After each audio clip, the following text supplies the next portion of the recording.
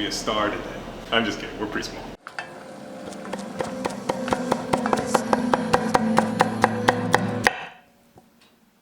Hi, I'm Phil. Hi, I'm Josh.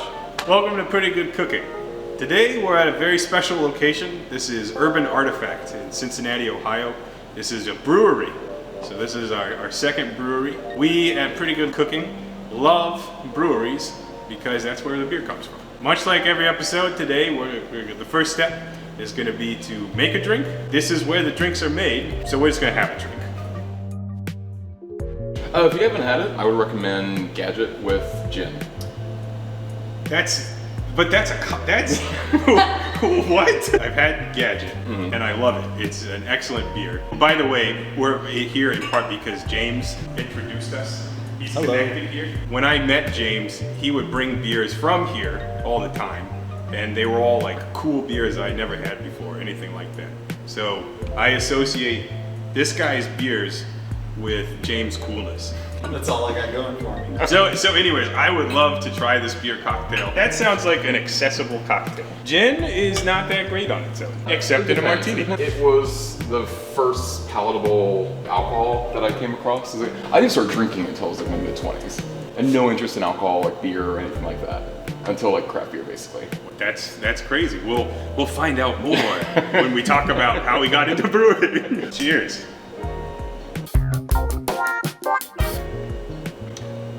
That's wonderful. It works really well, It surprisingly. does. It's nice.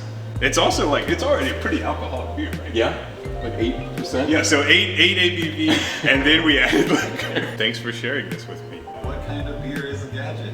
Oh yeah! Hey, what kind of beer this is? Gadget is a Midwest fruit tart, which is a like style category we had to come up with because our beers were too sour to fit in fruit beer categories, too fruity to fit in sour beer categories. And we're getting dinged on judging and from beer buyers and from like everybody else who had something to say about it. So that was why we landed on Midwest Fruit Tart style. The hallmarks are really fruity, somewhere in addition to 5% ABV and clean acidity and like no funk. So like not stuff you necessarily associate with like barrel-aged beers or whatever. The fruits in this one are blackberries and raspberries, about evenly split, like one for one. Very cool. So I've only known Josh for a couple minutes, and in that time I've assessed that he's very, very smart about beers, and they do a lot of really cool stuff here. And in the few minutes that he has known me, he is quickly learning that I don't know that much about this as well. So we're gonna talk through those angles through the lens of like smart beer man talks to dumb man about things he does, which is gonna be fun because like we like to do sometimes, we understand our audience, our longtime audience. You might not be that smart either. Oh, I've got a friend who watches it. Oh, you do? Yeah. You want to say hi? Oh, cool. No. Yeah, say hi to No, I'm kidding. Yeah, hi Kristen. Oh, cool. Are you filming all of this? Yeah. All right. Okay, so we're here at Urban Artifact. Very excited to be here. Let's start with talking about what this place is. What do you do here? Tell me about Urban Artifact, and if I was a very intelligent audience member, why should I come here?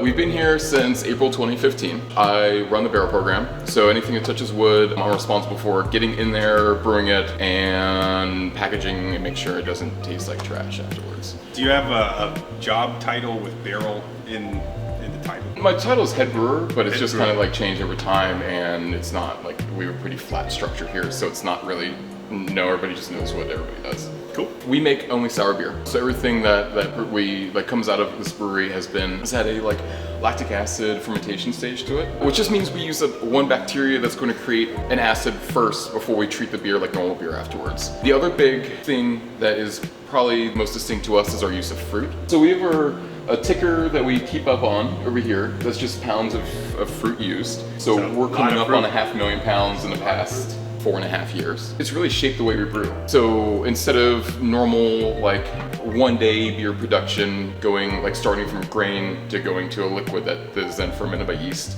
we produce that liquid, ferment it with the acid bacteria for a few days to get to the pH we want it to be, and then we boil it again to kill that bacteria, treat it like normal beer from basically then on out. And also, since we use so much fruit, we have to pasteurize it. Cool. Very cool. So I'll hit you with a question that I'm sure some of our folks are wondering about. A lot of people I know regular folks are like, I don't like sour beers. Do you have any advice on how they can like get into sours or appreciate it?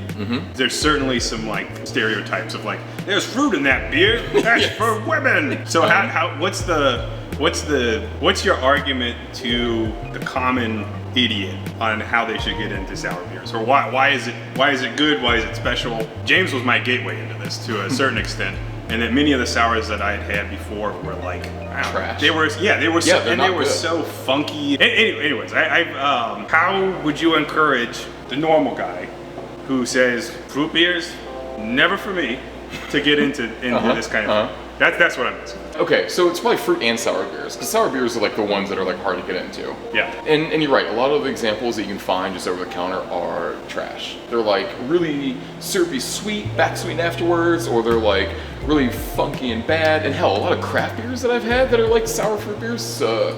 Like way bad. As a legitimate brewer in the industry, are there any you want to trash any? You want to call out anyone in particular? Who makes bad beer?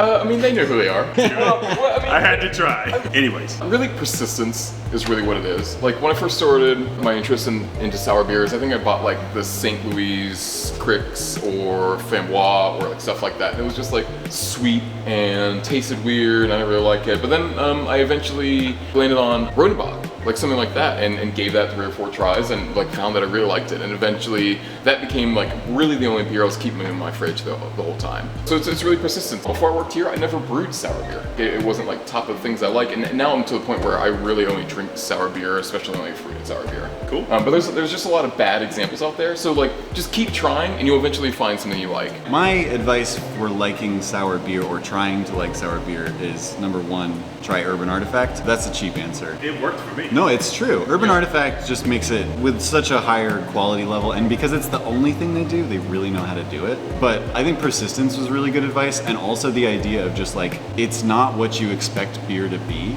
So just throw out the idea that it's beer and it's just like another beverage. It might actually taste more like a soda or more like a wine to you than what you're used to drinking beer as. Like, don't expect hops, don't even expect malts, and you might be pleasantly surprised to find an entire new category of things. Pick a fruit that you like and then find a beer that's fruited with that. Yeah, that is awesome. That's how I feel about it too, where it's like, if you can separate yourself from the expectation of beer, it's a whole different category that's like, really it's very enjoyable. Okay, we now know if you don't like these kind of beers, just keep trying them. Try Urban Artifact, worked for me, and eventually something will click. I think that's fair. How did you end up here? I literally applied for a job. What made you want to get into brewing? Before I worked here, I worked at Listerman's. I was a home brewer before I did this, and before that I worked in veterinary medicine. I was bored at my job and got pretty good at home brewing and was winning in competitions and just wanted to do it. Like I don't know, job opened up here in 2015, I applied for it. Excellent. Yeah. What else? I think this is probably, we probably bullshitted enough, don't you think? Okay. How long are your episodes?